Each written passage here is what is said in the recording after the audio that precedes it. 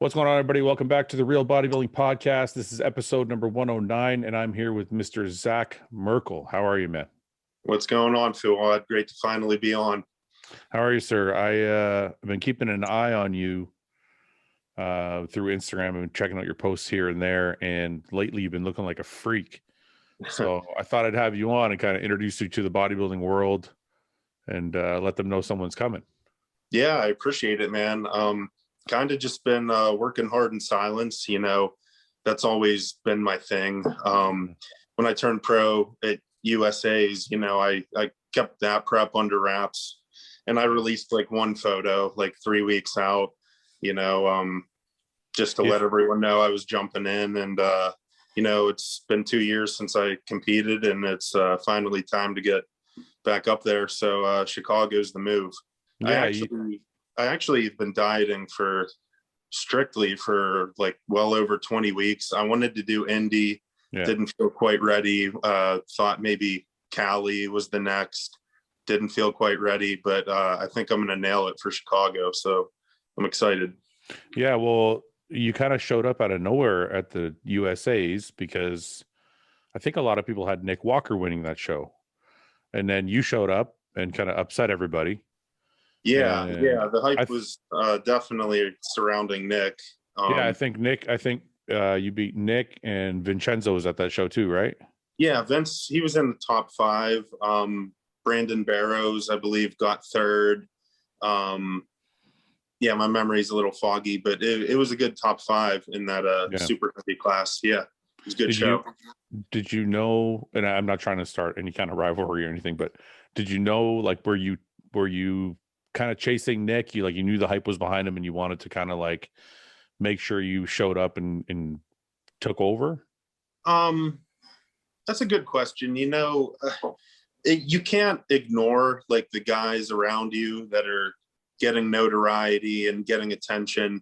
So, I mean, that's always in the back of your mind, but you know, bodybuilding for me has always been an endeavor of personal improvement. So I'm happy as long as I beat my previous look. Yeah. And I knew, you know, I was going to be at my all-time best, size-wise, conditioning-wise, you know, development-wise. So, you know, it's the same mentality with every show I do. You just go into it and, you know, you treat every show, you know, with the utmost importance, and you just hope for the best. And that's what I did. And it was a overall victory, you know? Yeah. You sound like you're not a fan of social media or not. I shouldn't say a fan, but you sound like it's not your main objective. Like your thing is actually in the gym. Yeah, that's true. I love the training. I love the lifestyle. I'm a diehard, you know, bodybuilder. And the social media, you know, thing is, I don't know. Do I want to call it like a necessary evil? It's not really like an evil, but it can be. You know, it can be a great thing, you know, to get yourself out there, market yourself. You know, I'm trying to use it now to garner some more online clients because I just really enjoy, you know, helping others and, you know, especially younger guys. That's kind of like my niche is, younger, you know, not just amateur bodybuilders, but lifestyle clients and stuff. And, you know, just because I've been there, and I wish when I started, I had someone showing me all the proper ways. You know, I made every mistake you can make in bodybuilding. Tell me how old were you when you started bodybuilding? I did my first show when I was 20, 28 now. But, you know, I've been training more or less like a bodybuilder since I was like a young teenager, like in high school. You know, I was never one to really chase like bench PRs like everyone else. Like I've always like isolated muscles, and I feel like that kind of helped catapult me into, you know, having success as like a young bodybuilder, because a lot of guys are like crossover, you know, they start in powerlifting, they start in, you know, like football lifting or whatever. And I was always kind of just like, I want to train like a bodybuilder, you know? Yeah. So what What were some of the mistakes you made? You talk about making mistakes. Can you pick out a couple glaring ones that you know were nothing big? in particular. It's just like a funny one I always laugh at is like, I used to think in order to get shredded, you could eat as much clean food as you wanted to eat. So my first diet, I started out on like 500 or like 550 grams of protein. It was like a pound of meat per meal and like a ton of rice. And I was like, what the hell? I'm not losing any weight. I'm not getting any leaner. I'm eating clean. I didn't have any cheat meals, just like dumb stuff like that like, you learn, I need to be in a deficit and just like basic, but you pick up from like guys in the gym that have, done it. And, you pick and choose, like, you got to be careful what forums you read from and stuff, but, you just pull from different resources and eventually you find your way and you learn your body and, then you really get good. So how big were you? So you didn't play any high school sports or anything? Like nothing led you to bodybuilding? No, I did. I played baseball in high school. I was on the baseball team. Ironically enough, I was on the golf team too. So, the furthest thing from like strength related stuff. Yeah. So, that was part of what really drove me to be a bodybuilder was, I knew I wasn't good enough to play, these sports beyond high school and go to the next level. Just being realistic. Yeah. And I wanted to find something I was good at that I could still be competitive in. And, I went to college and I was like, okay, everyone else is drinking, partying, and, there's all these distractions, but I just want to focus on the gym and my diet. And that's when, I had always lifted, pretty seriously. And, that's when I really started, tying together the diet and, my body started to really respond. And I was like, I could be good at this bodybuilding thing. So I did my first local show when I was 20. I won the overall there. Gary Udit was there and he was like, dude, you're already ready for nationals. And wow. I was like, whoa. Wow, and then the rest is history. And ever since that point, I've done one show per year. Yeah. Up until last year, I took last year off because of COVID, and I had some health issues and stuff too. Not health issues, but I had like cardiac, like heart type. It was an issue that was there from birth, so I needed some cardiac ablations done. I'm good now. I feel great. But I always thought that doing one show per year in my early years was a good gauge of how much improvement I can make over the course of the year. Because you get like a solid 8 to 9 month off season or growth phase, if you will. And then you diet down and you kind of see what you put on and what was underneath. And I just, I've always made, steady progress.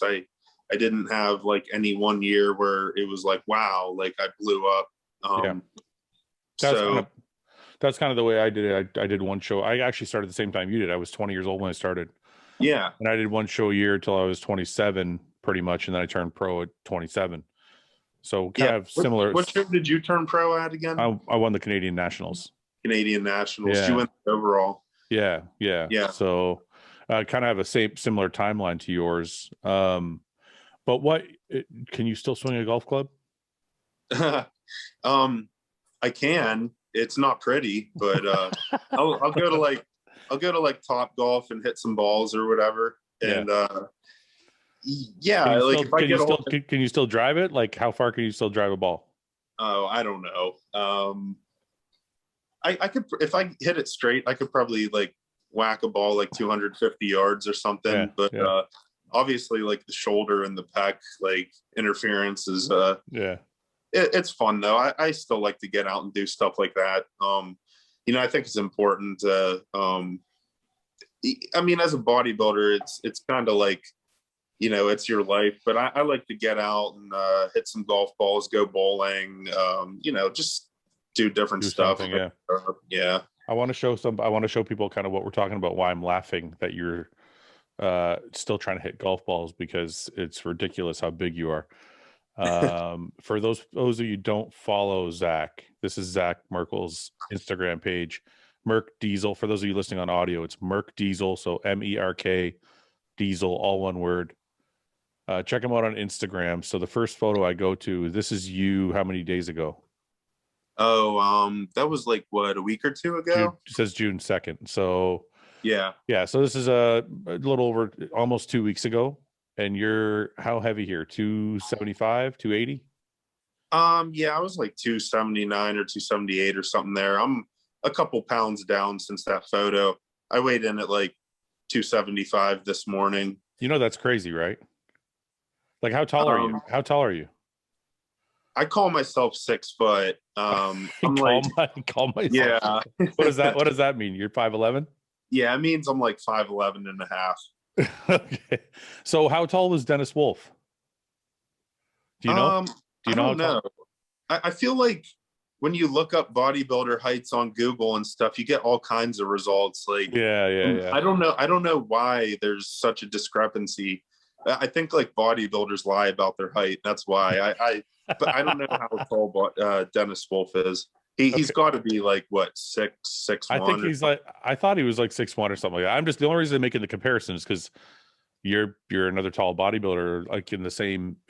I mean, you don't really have the same muscle bellies. You have a different physique altogether, but just another taller bodybuilder that's big with great proportions. I mean, yeah, thanks, man. Everything looks like it fits really well together, and you're not lacking anywhere. So, I mean, it's going to be an exciting show. So, this is what you're bringing to. This is your first pro show. What year did you turn pro? 2 years ago.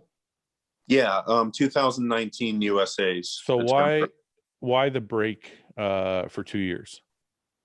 Right. So, like I kind of lightly touched on, I knew after I turned pro at USA's, well, I was in shape, right? And a lot of people were saying, oh, you should go do Tampa and this and that. You're already in shape. Go see how you do, cash in. I just wanted to enjoy the victory for a while. Okay.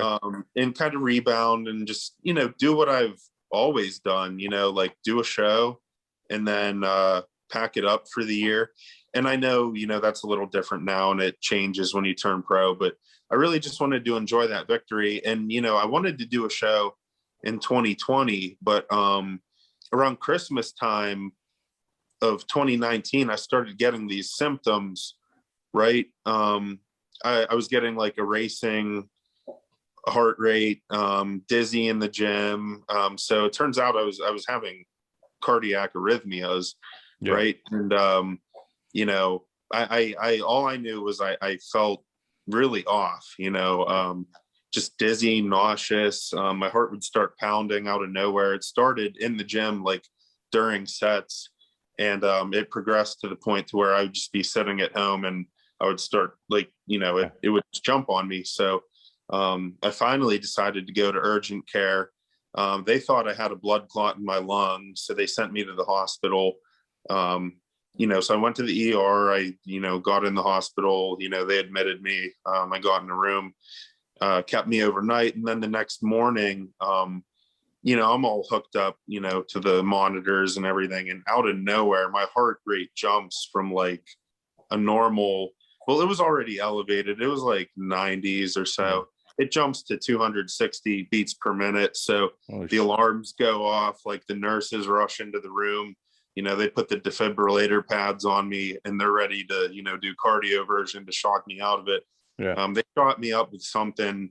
So luckily, it calmed down. Anyways, I had to be life flighted. I lived in Newcastle at the time. I live in Pittsburgh now, but I had to be life flighted to, UPMC Presby, which is like one of the main hospitals in Pittsburgh. Turns out I had WPW, which is Wolff-Parkinson-White syndrome, which is like an extra nerve pathway in your heart.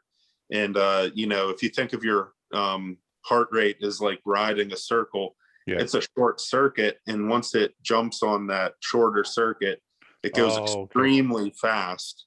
Okay. And I actually had another similar condition that was called AVNRT. It's AV nodal reentrant tachycardia. So I had another similar nerve defect, and I had both going on at once, and they'd never seen anything like it. Yeah. So I had to have 2 cardiac ablations done. I actually went in procedures. Oh, I'm sorry. Go ahead. Sorry to interrupt you. What's an ablation? What does that mean? What do they do? Okay, so they went in through my groin with a catheter, and they run it up into your heart, and they heat the tip of that catheter on the nerve, and kill that nerve, essentially, that nerve.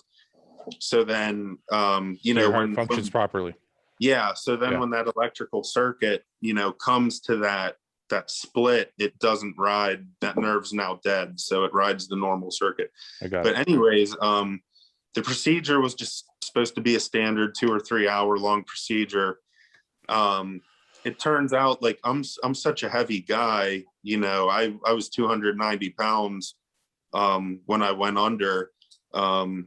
And they also found out, that I had like sleep apnea and all this stuff. And now I wear a CPAP at night and whatever, but that's besides the point. My lung, I got a pulmonary edema, so they couldn't keep this fluid out of my lungs. So they actually had to put me on a ventilator. So I was unconscious for like 3 days, tube down my throat, hooked up to all these wires. And I remember going into the EP lab on Wednesday, and I woke up. When they woke me up, I thought it was like Wednesday night. It was Saturday. So I was out for like 3 days. And the first thing I remember was they're pulling this tube out of my throat. I'm puking all over myself, like all this fluid's coming out. Yeah. And I was just like gripping the sides of the bed because I couldn't breathe. I didn't know if I was dying or like what was going on. It was the scariest moment in my life, hands down. And then everything calmed down, and they explained to me what happened, and that I should be fine, recovering. And I was released from the hospital that Monday. I had to take a couple weeks off the gym and slowly wean back. And they told me your heart is, going through a procedure like that, it's a lot of irritation on your heart. So I would be training, and I would still get like these glimpses of like these borderline arrhythmias. They were more like murmurs or like skipped heartbeats. Yeah. And I dealt with that for months and months. And I was like, man, am I ever gonna go back to normal? Like, this is foreign to me. I've never felt any sensations like this. So it was really scary, but over time it subsided, and I got more comfortable with training and pushing myself in the gym. Mm-hmm. It was scary to like, train, failure. I was just going to ask you, so this happened was it last year this happened? This happened between Christmas of 2019 and like January of 2020 was when everything went down, with the hospital and such. So you were in the hospital for a few days. You went through all this. They told you everything that was wrong, and I'm just, forgive me if I ask this in an odd way, but your main inclination was to get back to the gym. And I'm like, aren't you scared at all that, like, did anybody say to you, hey, maybe you need to take some time off, maybe you need to downsize, maybe bodybuilding is not right for you? Like, does any of that enter your mind, or are you like, I'm fine now, I'm going back to work?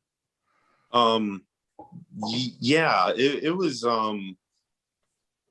there was a lot going through my mind. I was hearing from people, hey, maybe bodybuilding, maybe it's not in the cards, maybe it's not for you. Maybe like having gone through that, maintaining your size isn't the smartest thing. But my cardiologist, luckily, she's wonderful, and she kind of laid it out for me in as bodybuilders, we're stubborn, and like we don't like to hear what the doctors have to say, and we're like, oh, that that's not going to happen to me. That doesn't apply to me. You know, we think we're invincible or whatever. But, you know, I trust her, and, you know, she genuinely said, you shouldn't have an issue continuing your bodybuilding. And that was the best news I've ever heard, you know, because you know, I bawled my eyes out in the hospital. You know, I'm not going to lie. It was really emotional because I didn't know what to expect. So did you think at that time, because I think I've been where you are to a certain degree. Were you thinking at that time, I'm going to have to stop everything I was doing and everything I worked for? Is that part of the reason you were crying? Yeah, I was really worried about that. I mean, one, I was lucky to be alive. Like, I don't want to neglect to, you know, be appreciative of that. But yeah, you know, as bodybuilders, you know, we really, you know, the serious ones, we pour our heart and soul into it, and you know, we don't know anything else. So yeah, there was a lot of uncertainty just going through my mind, and you know, getting, you know, mixed feedback from, you know, the people in my circle and the people around me. But, you know, I was like, you know what, let's just treat it like anything else, one day at a time. Let's be optimistic, because, you know, your mood and your mentality can dictate a lot, you know, and it corresponds to your body. And yeah, I was just thankful, you know, that it could have gone so many different ways, and most of them would have been, you know, I think it went like the best way it could have possibly gone. You know, this condition or these conditions I had, the WPW especially, affects younger people. It's one of the rare, you know, cardiac issues that when you have it, most people know by the time they're like 25 or 30 or so. And you know, it'll these young kids, like 5, 6, 7, 10 years old, they'll just drop dead randomly, and you know, people won't know why. And it happened to my I think it was my cousin, her friend's daughter. She had WPW, and she was like 10 years old at her dance recital or choir recital or whatever. She's up on stage with her class, or, you know, this group of kids, and singing, you know, dancing, whatever. And then she just drops, and that's it right there. She's dead, you know? So I was really lucky. I think training and being in the shape that I was in actually really helped me survive, you know, the how intense, you know, the initial part of it. The arrhythmias and the initial, you know, shock of everything. So yeah. Well, I'm kind of like you in that way. Like, I do listen to my doctor as well, and you know, I have my own health issues going on, and my doctor's like, you're good, just keep doing what you want to do. As soon as you're not good, I'll tell you you're not good. So is your relationship with your cardiologist kind of similar, where she's like, I'll tell you if you need to take a break, or I'll tell you if you need to stop? Yeah, I think it's kind of understood between us. Yeah, she's never steered me wrong, you know, and I've had a cardiologist prior to her that has told me, you're not going to make it past 25. Like, and that was based off of nothing, you know. It was like standard checkups, and just that typical, like, you're a gear using athlete, like, you shouldn't be doing that, like, shame on you, this is what's going to happen to you, like that kind of fear factor, you know. And I hate that, you know. It I don't know, but yeah, I'm in good hands now. So good. So okay, you are 20. How many shows did you do between? You did a show every year. Did you win every show between the time you started and the time you did the nationals? Were they all, or how many losses did you take in that time? Oh yeah, plenty of losses. So I did my first one when I was 20. That was just a small local show. It wasn't even like an NPC show. It was recognized by the NPC. It was just a small college show. The second show I did, did you win the first one? Yeah, the heavyweight and Okay. the overall. Yeah. Second one? Second show, I did collegiate nationals, and I took second place in the heavyweights to Cody Montgomery that year. He won the teen and collegiate nationals. The next year, I decided to try North Americans. I was 22. That was 2015. I believe Russ Allen won the super heavies that year. I took 8th place. It was a really strong lineup. There was like 32 guys in the supers. How does 8th place affect you when you've already taken a first and a second, and then you walk up and you take 8th? Are you seriously affected, or are you like, this is the big leagues and it's okay? You know what? I was okay with it because it's a whole new level, and it was such a deep lineup. I kind of justified it. Like, well, I was in the top third, like top quarter of the total number of guys, and most of these guys have been doing it for years. Like the average age was probably 30 some or whatever for these guys, and there were all kinds of names that are big now in that lineup. So I wasn't too bummed about it. I was just I was happy again to bring my best, and I had a lot of fun at that show. And so you just got back to work. What was after that? Yeah. So, that said, after that first North American experience in 2016, I decided, okay, I'm going to dial it back a little bit, choose a show that's challenging, but, realistically enough for me to win. So I decided to do the Mr. Pittsburgh contest, which is a stone's throw away from where I lived. I was lucky enough to live in the Pittsburgh area, which is a pretty solid hub, for bodybuilding. You got the Manions and UDIT and all these big shows here. So I won the closed overall Pittsburgh.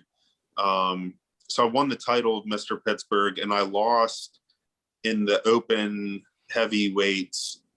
Yeah, because they didn't have supers at that show. It was like 200 whatever and up was just heavyweight. They didn't have super. I lost to Seth Shaw. Okay. He won that class, and he lost the overall to like the light heavy or something. So I did well. It was a good outing for me. I was happy to have that title. And then ironically enough, the next year, 2017, I went back to North Americans, and I took second place there. And I lost to Seth Shaw again. He did that show. And he won the overall, and he won his pro card. But it was all good because I was like, okay, I'm right there. Like, I know I can do this. I know I can turn pro. So 2018, I did North Americans again, naturally. So it's local. I don't have to fly or travel anywhere crazy. It's kind of like a ready-made pro qualifier right in my backyard. Anyways, I took third in a tough lineup. Ron Gordon won the class, the supers. Cade Zook, my buddy Cade, he looked phenomenal. He took second. So Ron, he ended up winning the overall and the, I believe, Masters 35 and over as well. That prep, I wasn't, for whatever reason, I wasn't quite conditioned enough. I put on a lot of size between the previous year and then, and it didn't help. I was a little under the weather. I got sick like a couple days prior to the show, and I mean, that doesn't do anything good for you. You hold water, and I was sweaty on stage, and my tan was streaking, and so that was a botch. What came after that one? USA's. That was the one. Yeah. 2019, I decided, let's mix it up. Let's go to Vegas and compete. See if that judging panel likes me any, and turn it into a little mini vacation in Vegas after the show. Why not? And the rest is history. So you got the pro card. When did you sign on with Redcon? Redcon picked me up. Let's see, USA's were end of July, that September. So right after. Yeah, essentially. Can you explain to the young guys out there looking for sponsorships what that's like? Is it Did Redcon come knocking on your door? Did you go down knocking on their door? Like, how did the whole thing come about? Yeah, I'm going to be honest. Actually, I have some really supportive parents when it comes to bodybuilding. My mom and dad are great. Yeah. My dad contacted Singerman on LinkedIn and said, "Hey, my son just won USA's. Could you take a look at him? You know, Wow, he's not signed. You know, check him out." And then, sure enough, they were like, "Yeah, you know, we'd be happy to have you." And yeah, that's how that went down. Because you know me, I'm a pretty modest guy. I don't really put myself out there excessively. Yeah. So would you have ever? Let me ask you this question: would you have ever gone knocking on their door, you yourself? I don't know. Maybe at a certain point, like, You might have tried. it was in my mind. I was like, well, I did just win USA's. You know, that's not like a slouch achievement. So I was, you know, I was ready to maybe start sending out some emails, but it panned out. And you know, Redcon's been really good to me. So I'm happy.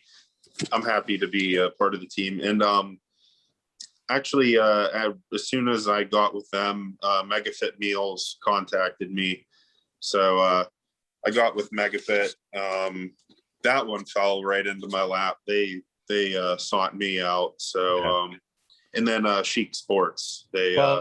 I assume for those people listening that probably don't know how it works, I assume the other sponsors, once they knew you were sponsored by Redcon, probably were easier to pick up, because then they kind of know, okay, you're already with somebody, they're going to promote you. So the other sponsors are going to get help being like promoting their athlete as well, because Redcon's going to promote you. You know what I mean? Yeah, that seems to be the case. Like you get that main one, and then like you said, like the cross promotion, it all kind of becomes easier. Yeah, it all kind of, the momentum, you know, builds off of each other. So absolutely. How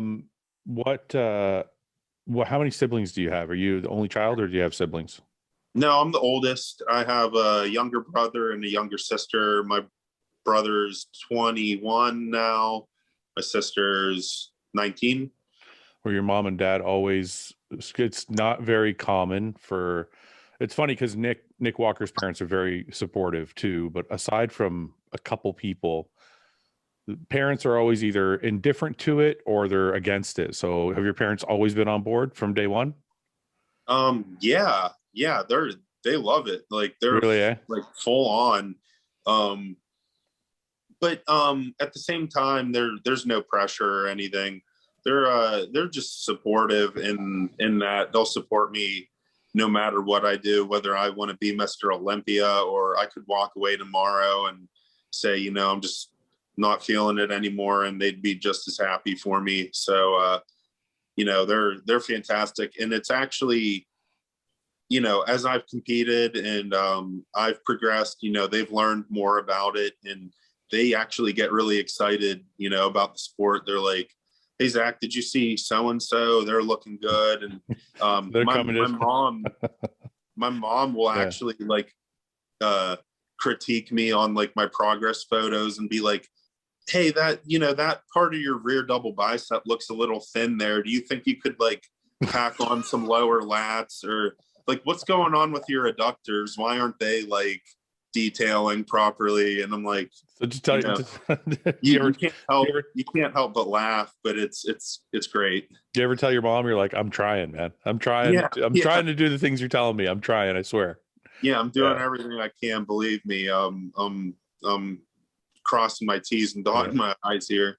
I think that's really cool though, man. It's because that's a whole other level. Like, it's one thing for them to show up at the shows and like cheer you on and stuff, because like my family eventually got to that point, but it's a whole other level for them to be like critiquing your photos and fucking letting you know who else is coming. So Chicago is coming up, and you've decided that that's going to be your pro debut. Do your parents know who's competing? Yeah. They know more of the athletes that are in it than I do. Do they send you photos of like Charles Griffin's come in and Brett Wilkins, and like, do they send you photos of these people or no? Yeah, no, they don't send me photos, but like, I don't know. You know me, I just like, I'm like, I'm gonna do this show and bring my best, and whatever happens happens. And yeah, they're like, oh man, I think you can inch out so and so if you beat them in XYZ shots. Yeah, this guy's gonna be tough, you know. But that's hilarious. yeah. So you don't. So okay, honestly, like, you know, competitor. You don't, because I used to look around, and you know, every athlete's different. So I'll believe you with whatever you say. But when I used to compete, I used to look around and be like, okay, this guy's doing the show, this guy's doing the show, this guy's doing the show. Where do I think I fit? Okay, I think I can place here. Do you play that game with yourself, or you're like, I don't really give a shit. I'm not watching who's doing anything. I'm just focused on myself. Both, if that's possible. Like, yeah, it's possible. Yeah, I mean, like I said before, you can't really not think about it. Like, it's impossible to not, you know, kind of play out scenarios in your head of how it could go. Like, oh, if I'm on and he's off, then I'll beat him. You know, if I'm a little off and like these guys are on, they could creep up on me. But that's the beauty of bodybuilding shows is, at the surface, you would think like the placings are set in stone. You know, it takes years to build the muscle. Like, how on earth could you beat this guy if he's already so far ahead of you? But the reality is, you know, as like a seasoned bodybuilder or like a devoted fan, you know that like this guy could be holding water. He could, you know, his night show look could, you know, worsen from prejudging, and like all kinds of things could happen. And that's why we show up and we compete to find out, you know, who rises above the pressure and who buckles, and you know how the pieces fall. But yeah, I'm excited. I can't wait, to be honest. You seem pretty methodical in your approach. Is there any major pressure on you because it's your first show, or have you kind of decided that it is what it is, and I'm just not gonna worry about that? I'm not really feeling a great deal of pressure. I just, if anything, I you know, put the pressure on myself. I can't control what anyone else looks like. I can't control who shows up. So yeah, you know, I just treat it like anything else, and I just want to bring my best and control all the variables the best I can. And that's that, you know. I want to get into a couple of the X's and O's because some people generally don't get into them, but I think some people like to hear some of this stuff. So what is, first of all, do you coach yourself or do you have a coach? Oh no, I have a coach. Who's your coach? Morgan Rice. Okay. Not a big name. You've never heard of him, huh? No. Is he coach a lot of people? No. That's funny you mentioned, because me and him kind of came up together. I got with him for my second show back in 2014. I was like, I might have been his first client like ever. So, you know, it's kind of cool because I've improved as a bodybuilder and he's improved equally as much as a coach. And he's had like 7-8 years to learn my body.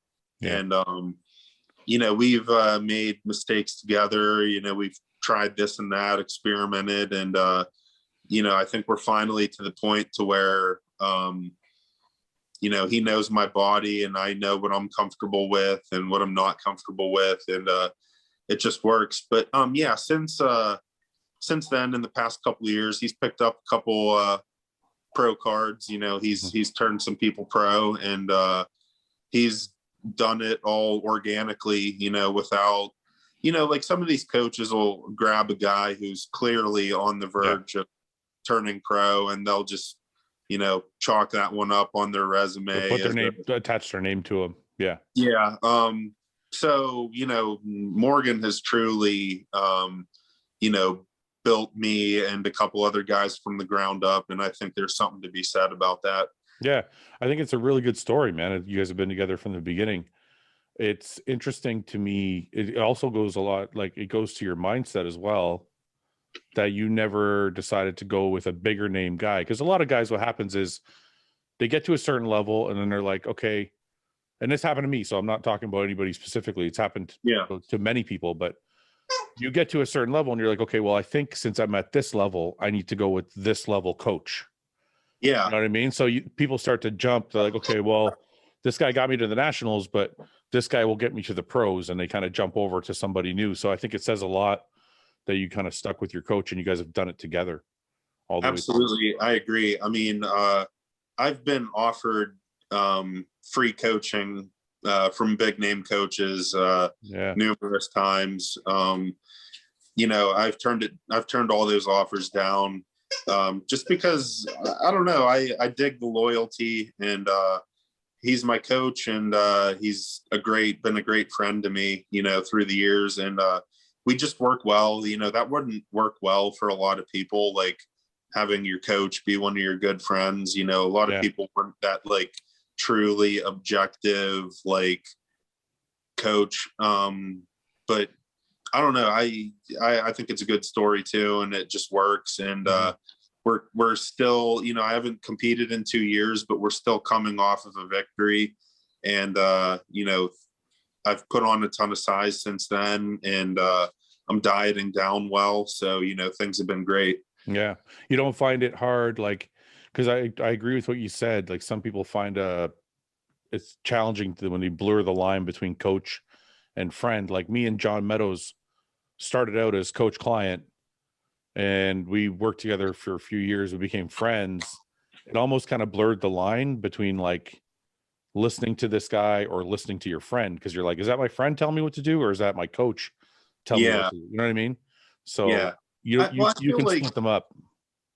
Yeah, well, I feel like John, he probably kept it real with you, right? Oh yeah. I mean, like, he's not going to give you a burger and fries just because you're hungry, you know? Like, certainly not. No, John kept it real. He'd be like, you're either if I wasn't focused, he'd be like, your shit's not focused, man. You need to, you know, he would always tell me exactly what the truth was. But from a competitor's standpoint, I always feel like, and I think a lot of competitors feel this way, is like, you want to impress your coach, and your coach is almost like on a pedestal. Yeah. Whatever he says goes. And I feel like the pedestal is kind of gone after you become friends. Like, when you become friends, your friend's no longer on a pedestal. He's like right next to you. You know what I mean? So that was always my thing, is I liked having a coach that was like a mentor instead of my buddy. Yeah. So, that's a great point. It's funny you mentioned that, because Morgan, he does not sugarcoat anything. I mean, he's told me numerous times, like, dude, you look like straight up dog shit right now. Like, you need to get your shit together. And you know, that resonates, and that's pushed me to be a better bodybuilder. It's, and he's like that with all his clients, you know, friends or not. It's check-ins are always a little intimidating, but I think you need that, and it keeps you focused, and it keeps you honest. Yeah. So how much size have you put on since, what were you on stage at the USAs? I weighed in 259. Okay. And now you're going to go on. I mean, fuck, those last pictures, you were 275. So you're going to go on 10 pounds heavier, at least, maybe more. Yeah. I think I can be a fully shredded, like anywhere between 268 to 271, maybe fall somewhere in that range. I think, like, if I can get ready for Chicago a couple weeks early and kind of reverse into it and fill out a tad, that'll be perfect. But yeah, we'll see how it goes. Obviously, conditioning is paramount, and that's the priority. I mean, everyone knows that, like, at any level in bodybuilding, if you try to strictly play the size game, it's not going to be the best result. So conditioning will be paramount, and whatever the weight is, it is. But I know I've put on quality tissue, and if I don't weigh like what I want to weigh, then I know I'll be even more shredded than I was at USA's anyway. So the body composition is going to be better. Yeah, it's always hard to gauge. Like I know I say, 10 pounds, but even if you were 259 again, you're going to be a way better 259. It's not the same Yeah. 250. So it's not, yeah, it's hard to gauge that way. I just, that's it's just a question that you always wonder. Cause I was 255 for like the last 4 years of my career, between 255 and 260. Yeah. But did your body composition change though? yeah, Did you like, see like the yeah, progression? like the 255, the 255 in 2014 was nothing like the 255 in 2015. It's Yeah. just a denser, thicker look, right? So I know that can change without necessarily the numbers being higher. But even if you did put on the 10 pounds and you were 265 to 270, some people might say, well, that's not a lot of weight to put on in 2 years. But when you're that heavy, Yeah. putting on 10 more pounds of muscle, that's a lot of fucking muscle to put on at that when you're already at that level of size. Yeah. So, That's a good point. yeah. And just like from a development standpoint, like filling in the gaps, the glaring gaps that really need filled in, like 2 pounds in the right spot can look like I know 10 pounds, like it, like the development is, I think at a certain point, it just takes precedence over everything else. Yeah. So you're 28, 29 now. 28. Yeah. So you got a lot of room to grow still. So what's the plan for this year? Is Chicago, and then actually before I get into the plans, going back to the size you put on, I just want to know a couple things. Do you do any cardio in the off season, or are you like a heavy bulker? I like to say I do cardio, but sometimes I skip. Like, you know how it is. Like, so the saying is the right thing to say, but you probably barely did any. Yeah, like it's like I'd love to say, oh, I did 4 30-minute sessions a week religiously, but that's just not the case. Well, what's the actual number? Like once a week, maybe?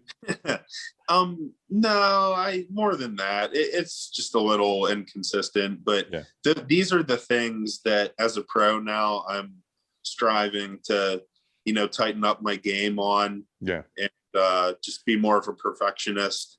Do you get heavy in the off season? Like, do you get like bulk up, or are you like a cleaner, leaner kind of off season? So like my thing was I would always have like shredded glutes, not shredded, but I would always have like notches in my glutes in the off season. Yeah. And like you could see definition everywhere. This 2-year hiatus from USA's until now was probably the chunkiest I ever got, because I don't know like where I went wrong, but I looked at progress photos of myself the one day, because I don't really take a ton of photos in the off season because I'm heavy, and it's like I don't want to see all that slop, but I took photos from the rear, and I'm like, dude, what happened to my glutes? Like they're like it's like jello back there. So hence the prolonged diet this year. I definitely had to diet down longer. Up until this point, I've never done longer than the 12-week diet. What's this one? What's this one? 16?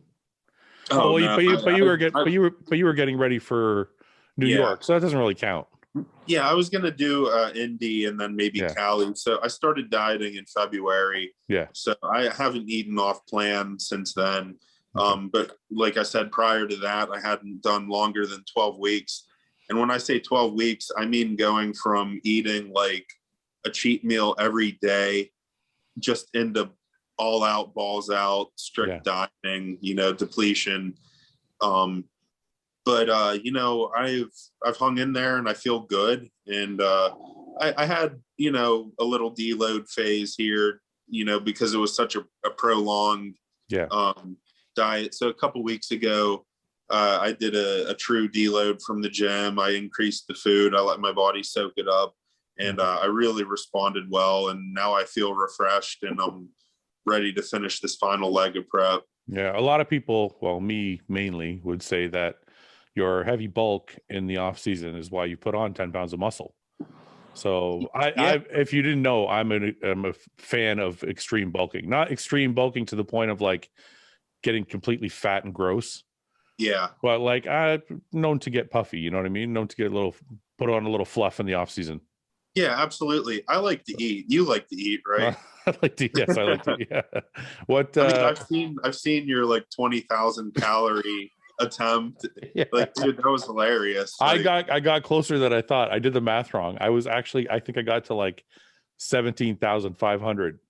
So I was almost there. God. See, Yeah. I'm not a one sitting big eater. Yeah. I can eat a lot over the course of a day, but I don't do well at buffets and stuff.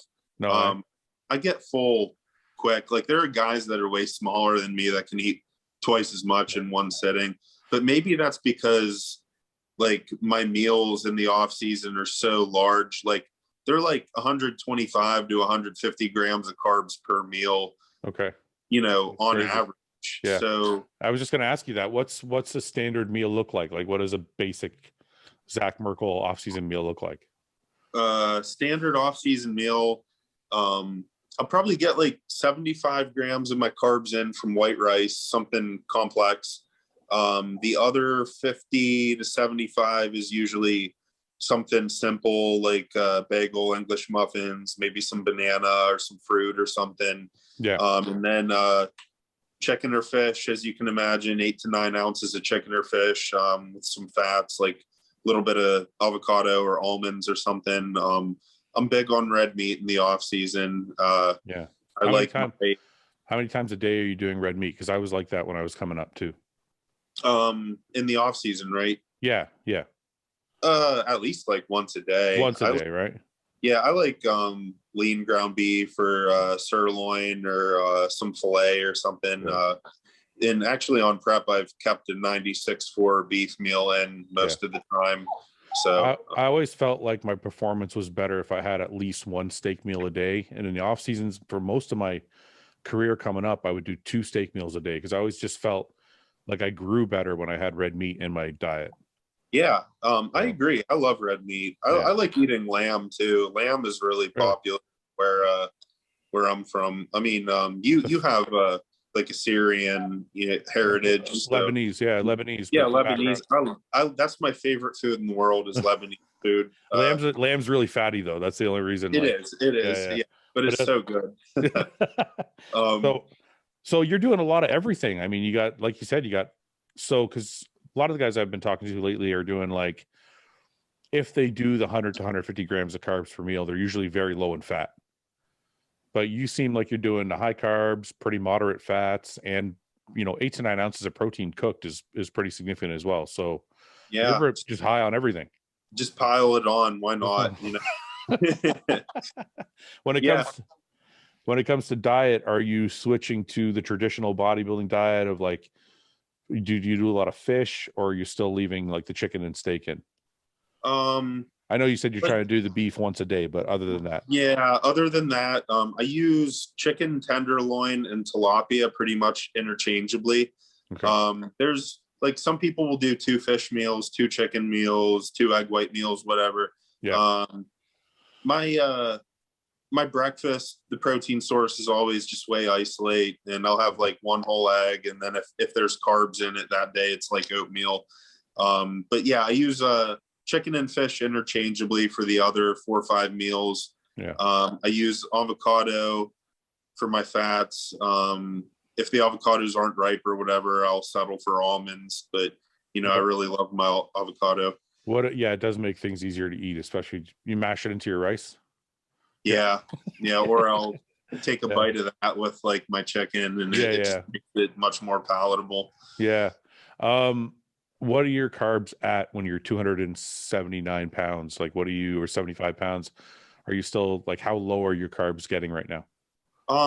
Obviously it varies, but right now on training days, my carbs are 200 grams, 150 grams on off days. So I think it's important for people to realize, like, I consider myself to have a pretty fast metabolism, right? But I still need to go low on food to get stage ready. Yeah. And I think that's being lost today in bodybuilding. Like, people want to go for the coach that will give them a ton of refeeds. everyone thinks they're a Juan Morel and they can slam these all day cheat days. And that's, you know, you and I know that that's not the case when you need to get yourself right for the stage and be honest with yourself. I've gone pretty low. Like for USA's, at the peak of my depletion, I was doing an hour and a half of cardio a day and like 60 grams of carbs a day. Yeah. I mean, that's normal. And I only had fats in like one or two of my meals at that point. Yeah. I think your message is actually really good. And I don't think we talk about that enough on the podcast is you're right. I didn't even kind of clue into that until you said it, is a lot of people do think that the excess calories are okay as long as it's clean food, and everybody thinks they can get away with the Juan Morel stuff. And it's like, no, Juan's a special case. Yeah. I mean, that's a really, really good point. I'm glad you kind of brought that up. What is training style like? Are you trained to failure, trained super heavy? I mean, I saw you doing 160-pound dumbbells for military press there. So you like, is that your thing? You like going nuts, or is that a one-off? Yeah, I like the progressive overload, but my own variation of it, and techniques that I've adopted from my coach Morgan. Yeah. I think it's important to incorporate the heavy lifts when your joints feel good, when you have the capacity to handle it, top sets, back off sets. But I'm also finding that volume has its value and it has its place. I do a lot of rest pause sets, triple drop sets. I just think intensity is king. Yeah. And there's a number of ways to capture that, whether it's an all out top set. As long as you're as long as you're going full range and you're not, shortchanging yourself or skimping on the range of motion or anything, that's great. But then, like I said, finding other ways to capture that intensity as you fatigue and, maintain from start to finish through the workout, just firing on all cylinders, but also not overstaying your welcome and doing like 5 sets of, whatever, you know what I mean? Yeah. I think Patrick Tour kind of stated it best, and he calls it the density of a set, meaning like how far can you take a set without actually adding more volume? Adding things like drop sets or partials or forced reps or things like that. Yeah. Or his favorite, I think, is cluster sets. But doing things like that actually definitely helps. But so you're not an all out, like heavyweight all the time kind of guy. You're just like where it fits. That's where you use it. Yeah. And I think different muscle groups respond better to different stimulus. Like the bigger muscle groups like back and legs, I like to, start with like the high intensity, top set, back off sets. As the workout goes, maybe shift into more volume, like a 60 rep set on leg press. 60, but like broken up into a rest pause, like 25. Yeah. I've done that. Yeah. Yeah, like that stuff's great. And then like something like arms, I think they respond well like when I just go into the gym and hit them quick and efficiently. Yeah. And like a 40-minute arm workout, is all you need if done properly. Do you superset arms back and forth? Like when you're training, do you do biceps, triceps? Yeah, I will. Like I'll do an arm workout, could be done any which way. I could alternate tricep movement, bicep movement, try by. It could be, I've done all tries and then all bis. I've done supersets. Yeah. And with arms, I usually do progressive sets. It's not so much top set, back off set. It's like I'll do sets of 10 to 12 or 12 to 15, gradually increasing weight until I'm on that threshold to where I'm at failure. And then once I've exhausted that movement, it's on to the next. Yeah. So I want to touch on one more thing before we go. Are you married?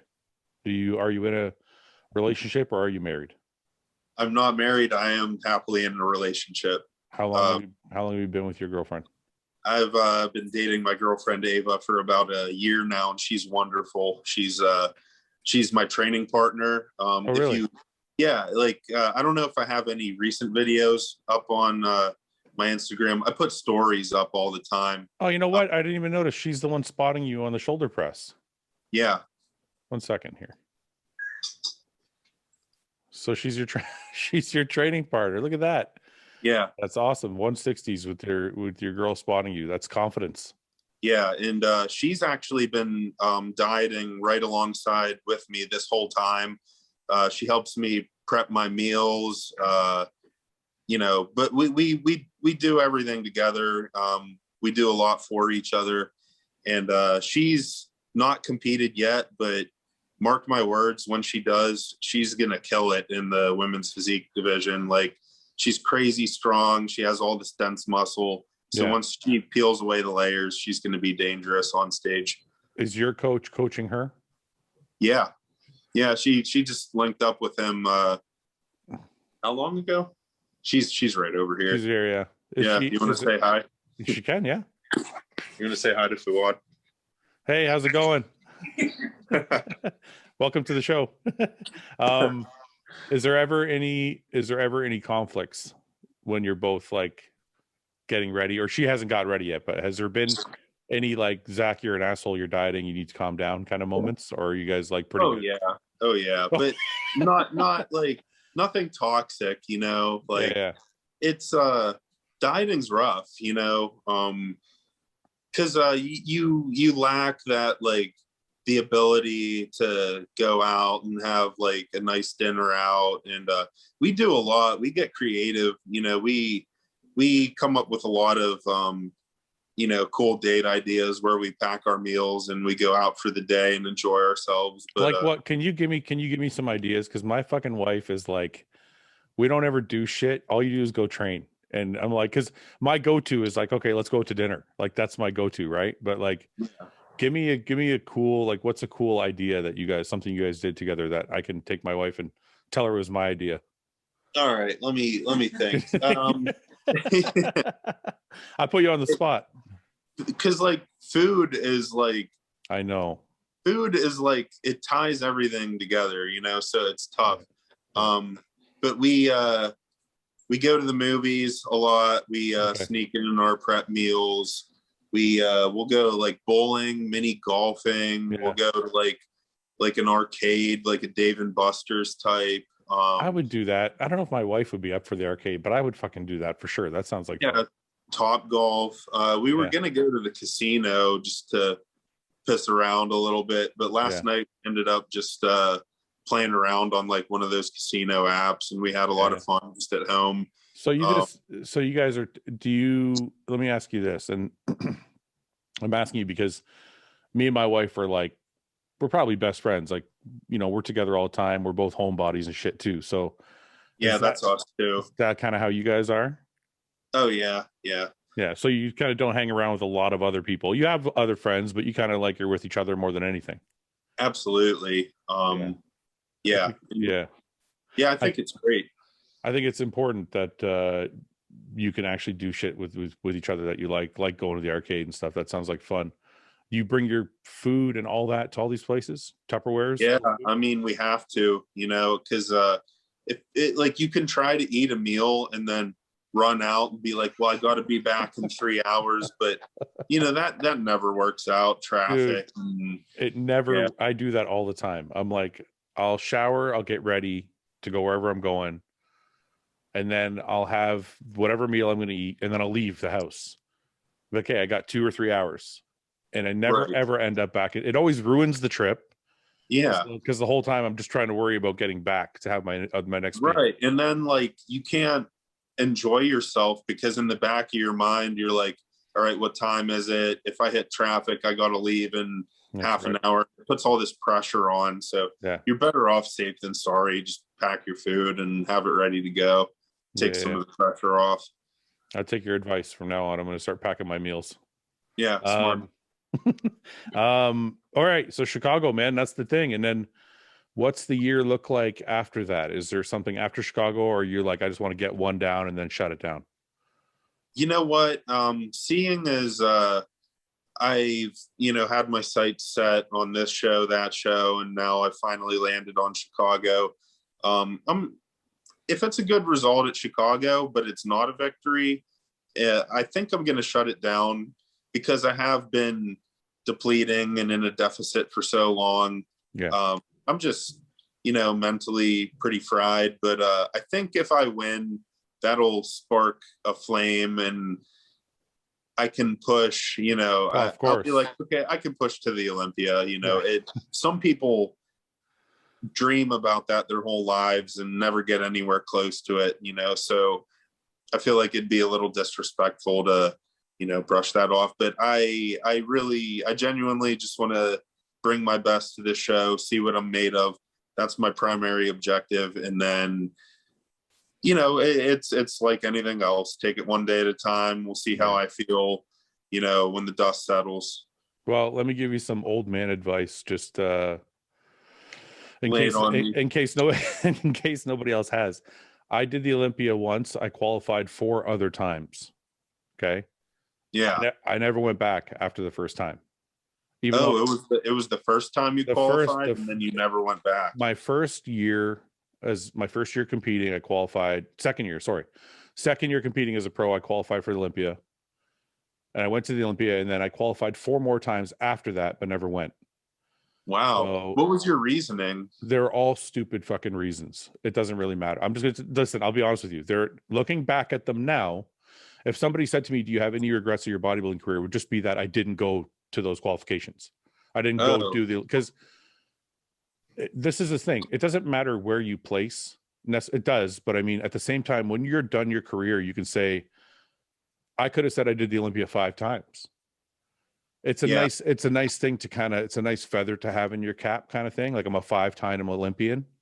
Yeah. Saying you qualified is great, but actually going and doing it is something else. So if you win, you got to fucking muster up the energy to finish the year. You can't skip it. I'll take your advice, man. Take my advice. Trust me. But anyway, listen, I've had a good time talking to you. I appreciate you giving us a peek into the world of Zach Merkel.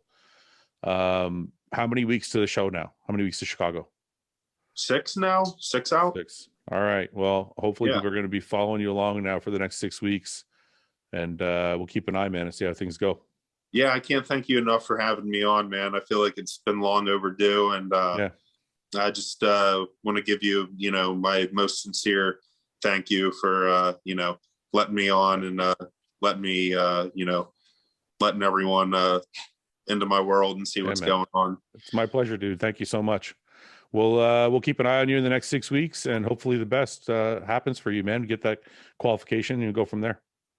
Yeah, thanks, Fouad. All right, I appreciate it, brother. Okay, man. We'll talk soon. All right, sounds good. Okay, bye-bye. Have a good one. Thanks for watching. Please subscribe, share with your friends, and like the video. And if you get a chance, check out the description for all the different links to all the different places you can find Hostile and myself. And lastly, check out hostile.com for our new line of supplements and all of our apparel and gear. Thanks again for watching.